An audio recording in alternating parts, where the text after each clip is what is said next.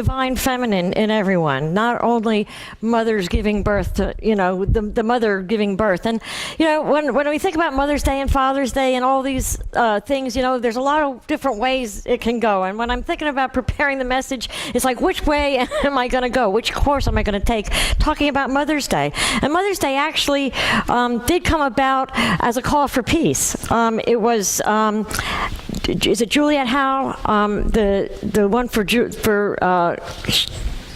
I forget what her name, or what her first name is. But anyway, she called together mothers of sons in peace. She said, this is a Mother's Day to call for peace so that our sons do not have to go to war anymore. And that's how Mother's Day actually started, as a call for all mothers to come together in peace. And then it came and kind of, morphed a little bit into a different type of Mother's Day. But it was really started as a call for peace. So that's, it's really interesting.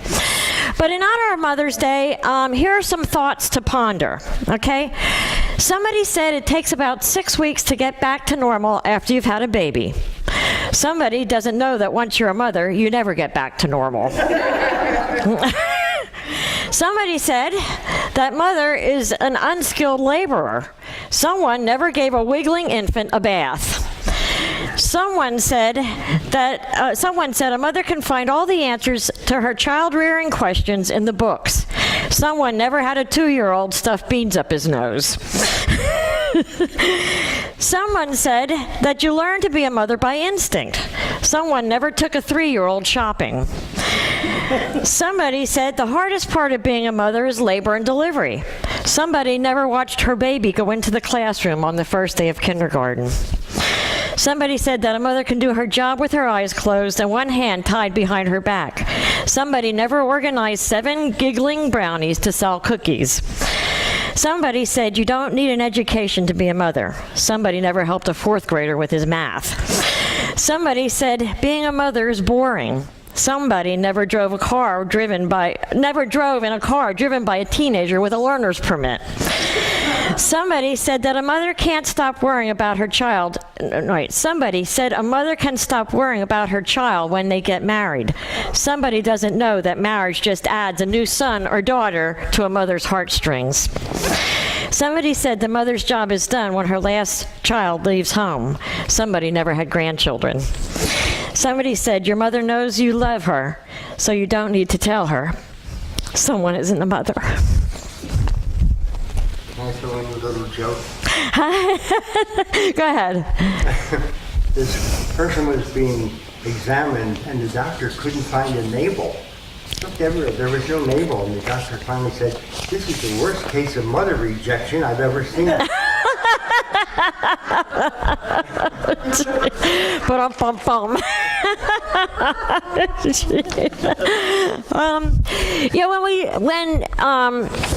When we talk about mother, and it's interesting that you said about motherhood and stuff. They ask school-age children why God made mothers, and these were actually the 4 top answers. She's the only one who knows where the Scotch tape is. Mostly to clean the house.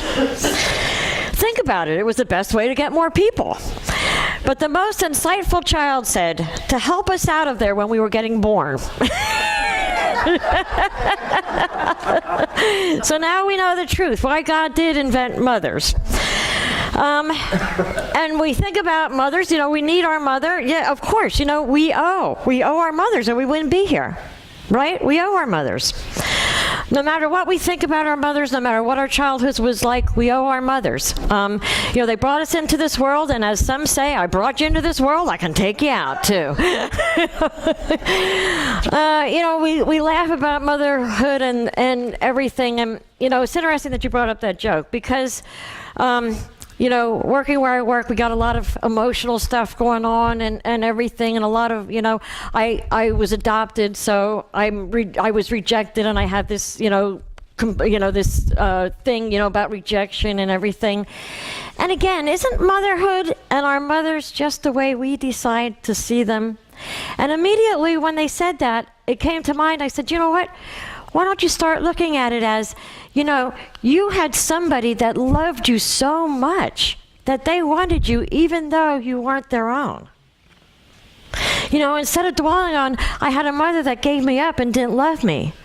I remember reading about when they talked about adoption in a classroom, and one little girl that was adopted raised their hand and said, I know, I can explain adoption. My mommy grew me in her heart instead of her belly. I thought, wow, that's really, really neat.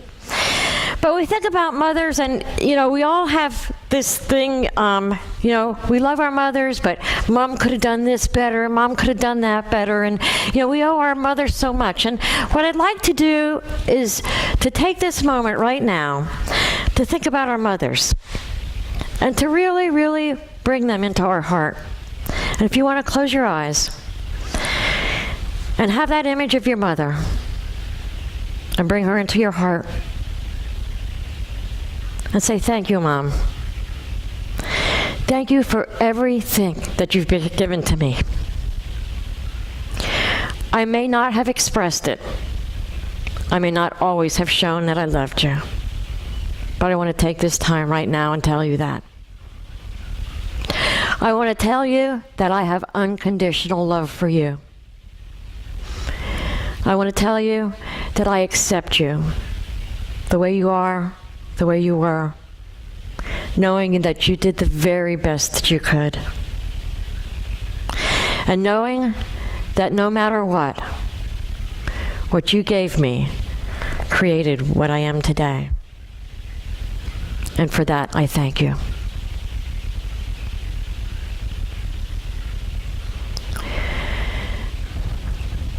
And I invite you, if your mom's still around, afterwards, if you didn't say, Happy Mother's Day, I love you to your mom, you can do that.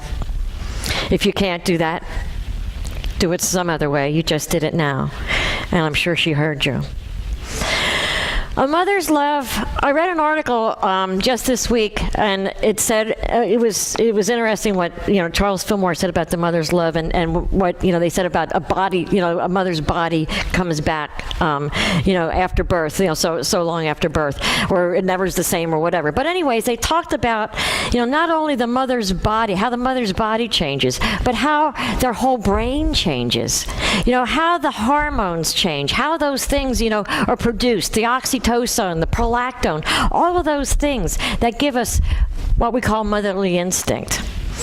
What was interesting is they did studies on the husbands of wives that were pregnant and wives that just gave birth. And guess what? Their bodies changed too. Those that really, really took on fatherhood, they had the same changes in their brains and in their emotions and in their hormones, which shows it's not just the actual giving birth, but it's the instincts, it's the love that we have. And that can be for anybody, and it should be for anybody, it should be for everybody. It's that motherly love. It's not just, for our children. And it's called the divine feminine. So we honor today the divine feminine. Not only, our mothers, our physical mothers, even though our physical mothers are a big part of that, but the divine feminine, that regenerative love that Charles Fillmore was actually talking about. Dr. Ernest Holmes calls the feminine, or the divine feminine, the universal womb of nature. And I like that. And we talk about the creative process. When we create, aren't we all mothers?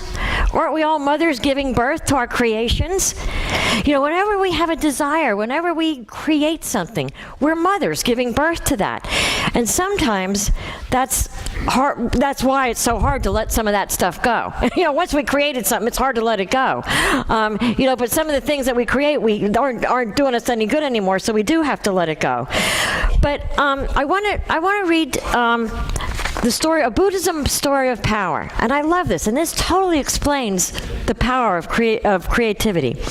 Buddhism has a wonderful story about the nature of this power. It is the voice of the yin, the feminine wisdom attributed to the Buddha. It is told that a powerful macho bandit approached the Buddha and informed him that he was a ferocious bandit, the mightiest in the world, and he was going to kill the Buddha to demonstrate his great power. The Buddha says, well, then surely you can first grant me 2 wishes. The bandit says to get on with it. The Buddha points out a small sapling nearby and says, please cut off the smallest branch of that young tree. The bandit laughs, waves his sword, and it is done. And what is your final wish? The bandit says impatiently. The Buddha bends over, picks up the small severed branch, hands it to the bandit, and says, now put it back. Legend has it that the bandit achieved enlightenment in that instant, as he understood the true meaning of power is to create life, not to destroy it. Love creates. Love does not destroy. And isn't that the whole thing with the power of the divine feminine? Is the creativity and love. And bring those all together. And what do we have? Motherly love. And not necessarily, when I talk about this love, it's not necessarily in the mother sense, but that motherly love that we all have inside of us. There's a story written by, a book written by Jules' mother, and she went through a whole lot, growing up in a trailer park and not feeling loved. And she wrote this story in her book, and she said, wait, I know I have it.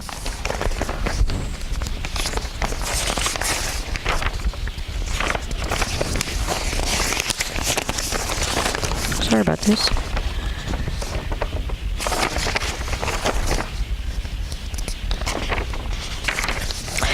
Too many papers.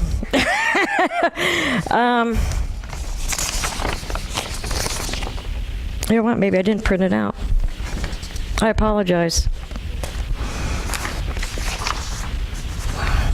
But she wrote that when she was a little girl, she sat beside a woman in a church pew, and the woman had a newborn baby. And she watched how this woman held the baby in her arms, and how she took care of the baby, and the baby, kind of started to cry a little bit, and the mother patted it and said, shh, shh, it's okay, mommy loves you, mommy loves you. And this little girl looked over, and she said, I want to be loved like that. I want to be loved like that. Because she said at that time, she didn't feel loved. And she said that's something that we all want to feel. We all want to feel that kind of love. And sometimes we don't feel like we got that from our mother, we got that from our family. But the love is here, and something that we have to know is that love is available to us at any time. We have to seek it out. We have to be open to it.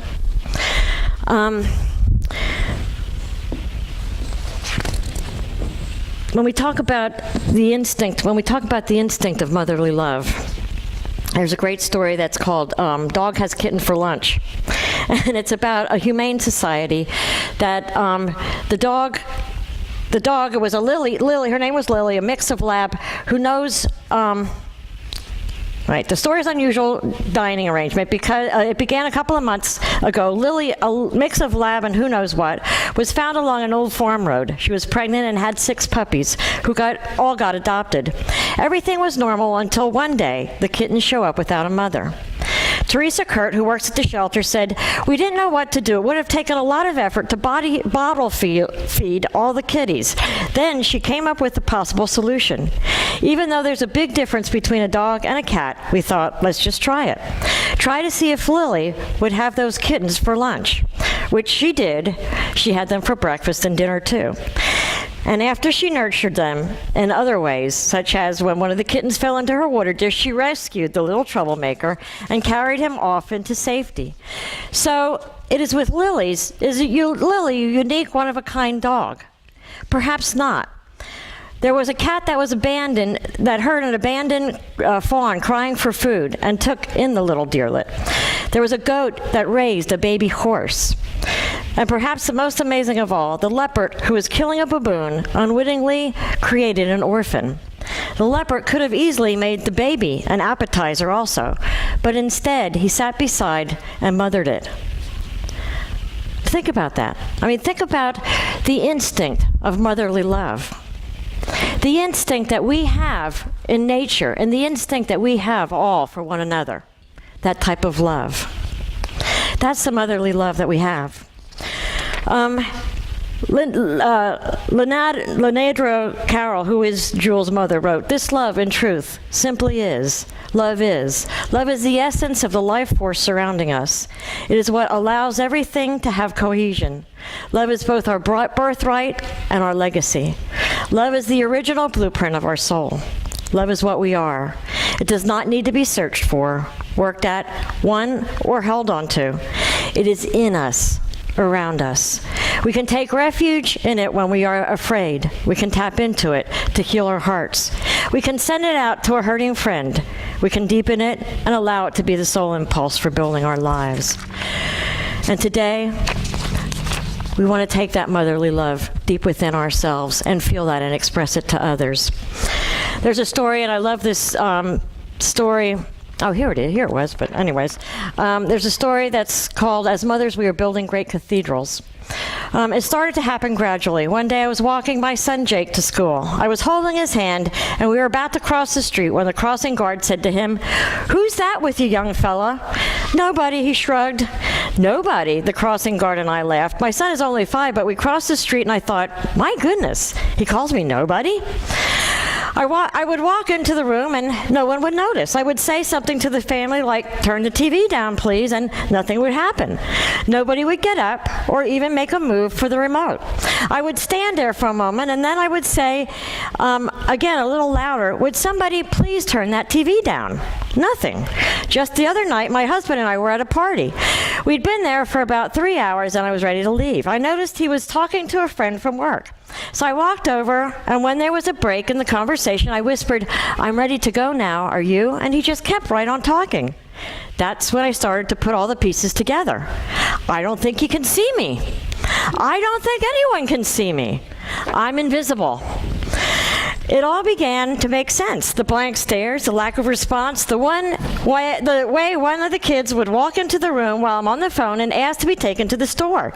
Instead of saying, "Can you see me on the phone?" Obviously not. No one can see me, and I'm on the phone or cooking or sweeping the floor or even standing on my head in the corner. Because no one can see me. I'm invisible. Some days, I'm only a pair of hands, nothing more. Can you fix this? Can you tie this? Can you open this? Some days, I'm not even a pair of hands. I'm not even a human being. I'm a clock to ask, "What time is it?" I'm a satellite guide to answer, "What number is the Disney Channel?" I'm a car to order, right around 5:30, please. Was certain that these were the hands that once held books and eyes that studied history and the mind that graduated summa cum laude. But now they all disappeared into peanut butter, never to be seen again. She's going, gone. One night, a group of us were having dinner, celebrating the return of a friend from England. Janice had just gotten back from a fabulous trip, and she was going on and on about a hotel that she stayed in. I was sitting there looking around at the others, all put together so well. It was hard not to compare and feel sorry for myself as I looked down at my out-of-style dress. It was the only thing I could find that was clean. My unwashed hair was pulled up in a banana clip, and I was afraid I could actually smell peanut butter in it. I was feeling pretty pathetic when Janice turned to me with a beautifully wrapped package and said, "Here, I bought this for you." It was a book on the great cathedrals of Europe. I wasn't exactly sure why she'd given it to me until I read the inscription, "To Charlotte, with admiration for the greatness of what you're building when no one sees." In the days ahead, I would read, no, devour that book. And as I would discover what would become for me 4 life-changing truths about which I could pattern my work. These builders gave their whole lives for the work that they never saw finished. When cathedral builders start building, it took them so long to do it that they put their heart and soul in it, knowing that they would never see the completed product. They made great sacrifices and expected no credit. The passion of their building was fueled by their faith that the eyes of God saw everything. As legendary story in the book told of a rich man who came to visit the cathedral while it was being built, and he saw a workman carving a tiny bird in the inside of a beam. He was puzzled and asked the man, "Why are you spending so much time carving that bird into a beam that will be covered by the roof? No one will ever see it."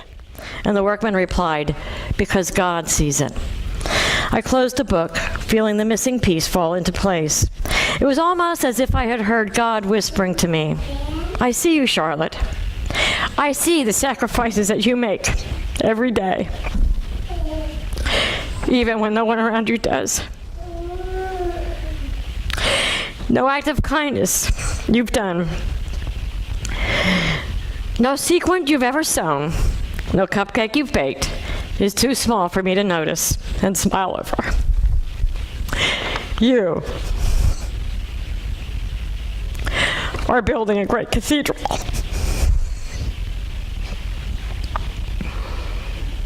But you can't see it right now. You can't see right now what it will become. At times, my invisibility feels like an infliction. But it's not a disease that is erasing my life. It is a cure for the disease of my own self-centeredness. It is the antidote of my strong, stubborn pride. I keep the right perspective when I see myself as a great builder. I see one of the people who show up at the job that they will never see finished, to work on something that their name will never be on. The writer of the book went so far to say that no cathedrals could ever be built in our lifetime because there are so few people willing to sacrifice to that degree. When I really think about it, I don't want my son to tell the friends he's bringing home for college. For Thanksgiving, my mom gets up at 4 in the morning and bakes homemade pies. And then she hand-bakes the turkey for 3 hours and presses the linens for the table. That would mean I'd build a shrine or a monument to myself. I just want him to come home. I'm really sorry.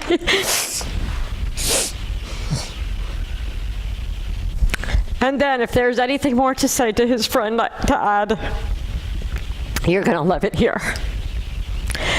As mothers, we are building great cathedrals. We cannot be seen if we're doing it right. Then one day, it is very possible that the world will marvel, not only at what we have built, but at the beauty of what has been added to the world by the sacrifice of invisible women. Sorry about that. I think about my own mom as I read this. She was certainly an invisible woman. You know, sometimes I say I feel like an invisible woman. You know, each and every one of us. And it's not only as far as kids, it's about what we're building in life. I think each and every one of us sometimes feels like we're invisible. Are we really making a difference in life? You know, all this stuff that I'm doing, is it really making a difference in somebody's life? You know, and I come back to, yes, it is. Because every second that we express our love, we are making a difference in somebody's life. Everyone sitting here has made such a difference in my life. Every love that is expressed, you know, every hug, everything. It's the expression of that divine feminine love. A love that there's no expression for. A love that there's no definition for. And whether we have kids or whether we don't have kids, it doesn't matter. We all have that love, and we all feel that love, and we all know that love. And we know when we're expressing that love, and we know when we're withholding that love. And we know one feels very good, and we know one doesn't feel very good. So this Mother's Day, it's not about mothers, and it is about mothers. It's, you know, it's about all. It's about it all. Let's put it that way. It's about it all. You know, it's about it all. It's about our own mothers. It's about us as mothers. It's about the divine feminine. But most of all, it's about love. And that's what it's all about. Love is the most powerful force in the universe. Yet it's one of the hardest things to define. But it's the one that we feel inside all the time. When we give, when we share, when we express. That's what love is all about. That's a divine phenomenon. And as we love, we're building the cathedrals of life. You know, it doesn't matter whether it's a child that we're loving and we're raising. We can go out to these doors and express love to someone, and we have just built a cathedral because we have changed their life tremendously. It's what are we doing every day? Are we expressing that love? Or are we withholding? I do believe that we're here to be an expression of God, to be God's hands, to be the peanut butter spreaders or whatever, you know. I like the thing that says, you know, God can't be everywhere, so he created mothers. that kind of thing. But, you know, we're here to be the hands and the mouth and, you know, the arms of God. And it's not only for our kids, but it's for each other. It's for everybody. And as we do that, we build the great cathedrals. And we do change lives. And even though it might be the bird that's carved, it seems like it's the bird that's carved underneath the roof that nobody's going to see. The universe does see that. And we feel that back. So, any comments? I'm a blubbering mess. Go ahead. I'm sure people have seen those who go into nursing homes and hospitals and places where there's not enough to eat, or other people would shun those people. And whether the person who goes in there is a woman or a man, whether that person is a mother or not, it doesn't matter. No. It really doesn't matter. It's all the same thing. It's the love. Yeah. And sometimes the hardest thing is for a person to get up in the morning and just even start the day not knowing what they're going to do during that day. But it comes just putting one foot in front of the other, just going outside of your door and smiling. But there's so much love going on. And you're so right. That's such a beautiful, that divine love does not have to be just from someone who has been a biological mother. Doesn't even have to be a woman. Right. Go ahead, Joy. I wanted to give a shout out to these women that are not biological mothers, but have been a mother to my child when I wasn't the best of mother. When I was younger, I had my children when I started at 16. So I didn't know. I was a child myself. And there's a woman around the corner that my daughter just loved. And I was so jealous of her because she'd come home and say, look, she's just the greatest mom. And I'd be like, oh, who's this woman think her she is? I'm her mother. She's not her mother. But like now looking back, I did thank her years later. I thought, she stepped into that motherhood role when I wasn't the best of mother and filled in those gaps. And she wasn't a mother. She had a lot of animals. She was a mother to a lot of animals, so she was a mother in that sense. She had that nurturing thing, and there's a lot of women that say either they can't have children or they chose not to for whatever reason, but they don't realize that they have been important in the life of a child. That they have filled that motherhood role, whether they realize it or not. To somebody else that is a mother that just wasn't there at the time or wasn't making the best of decisions. So I'm really thankful for those women that have that motherly nature that we all have it, and you can always give that to someone. God puts those people in your path for you to mother. Yeah. Whether you're biological mother or not, to animals, to other people's children. So Thanks. I'm thankful for that. I did a memorial service a couple of months back for a woman that was just a little bit older than I was, and I talked to her son, who was like my kid's age, and everybody that I talked to around her said about how she cared for her son and supported her son, and was the best mom and everything. And when I sat down with him, I had tears in my eyes. I said, if there would be any tribute that I would want, would be to hear, what other people said, about her being the best mother. I said, I think that's the best tribute to her, in my eyes, because that's what I would like to feel. People feel. But more than that is, and I don't know why this week it just was very, very strong. People say about, if you would, and I read something about, and it brought back to mind again, what would you say or what would you do if this was the last day that you have?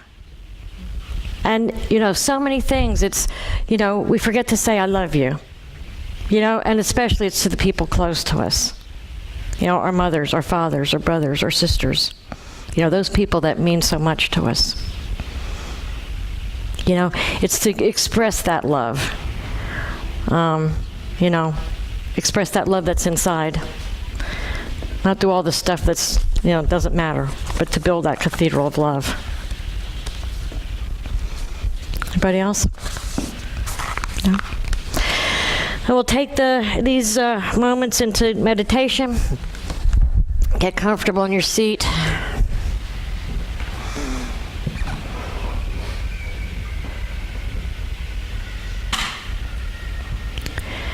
I'd like you to get comfortable in your seat.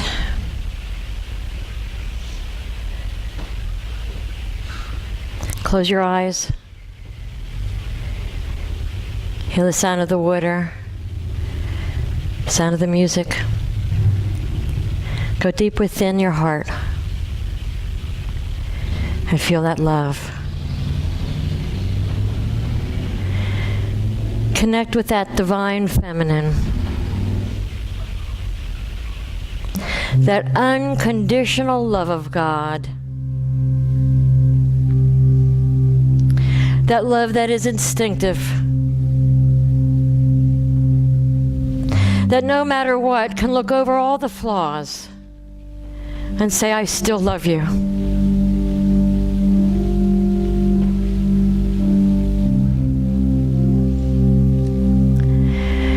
The divine love that is that creative love.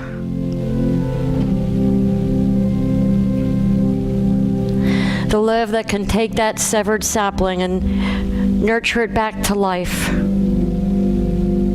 That can water it and bring it root.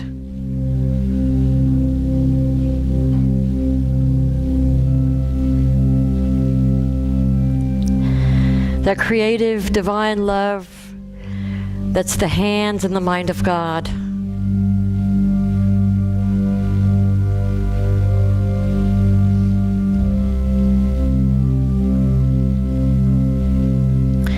That divine love that we are put here to express to one another.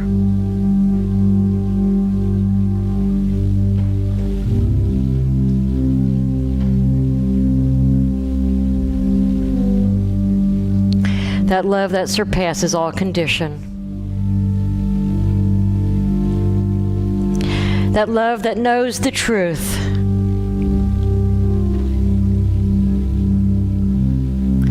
That divine feminine love that bears all things, believes all things, hopes all things.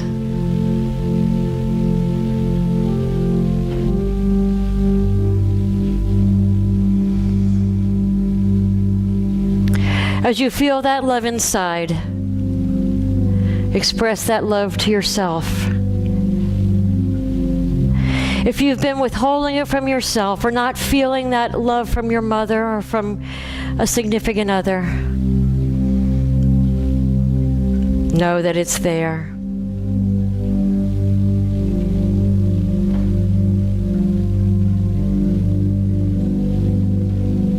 Express forgiveness. Express acceptance.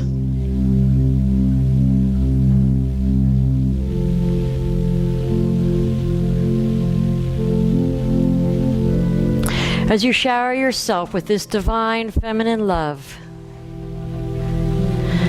I invite you to express it outward into this room. Surround your family.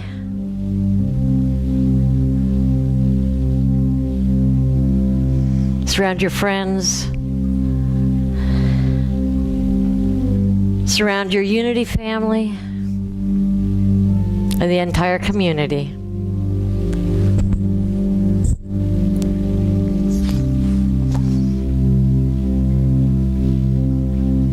And as we feel this deep, deep love, I invite you to hold this within your heart.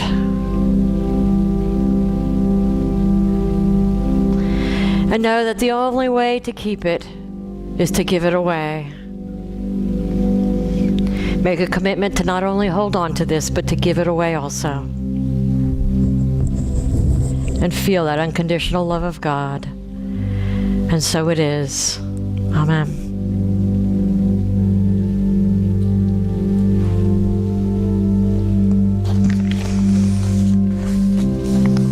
So I invite you to come back into this room.